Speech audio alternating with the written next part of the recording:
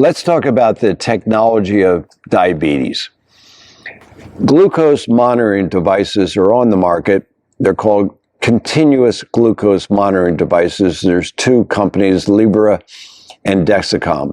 They use an invasive form of sensor, but they're excellent. But we only can get them through our insurance if we're already a diabetic.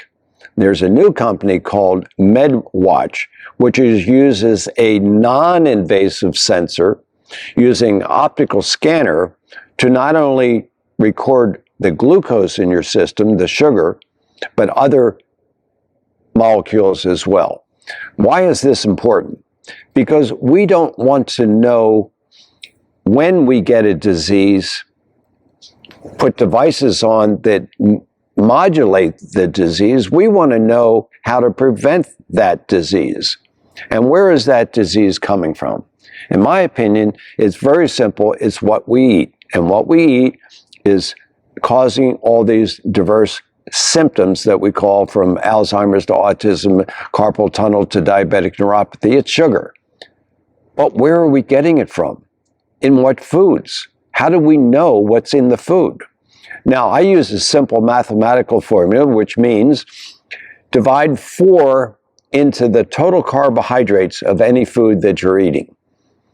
4 into, let's say it's yogurt, it has fruit in it. Fruit is sugar, by the way.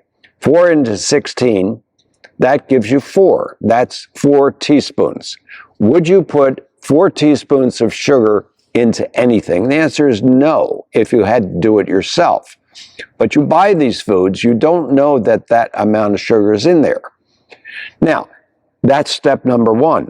But you may be able to eat 4 teaspoons of sugar, but it affects me differently than it affects you. And I think these glucose continuous monitoring devices will tell us what is bad for us individually in real time, what amount of sugar, because that sugar is causing all these diseases.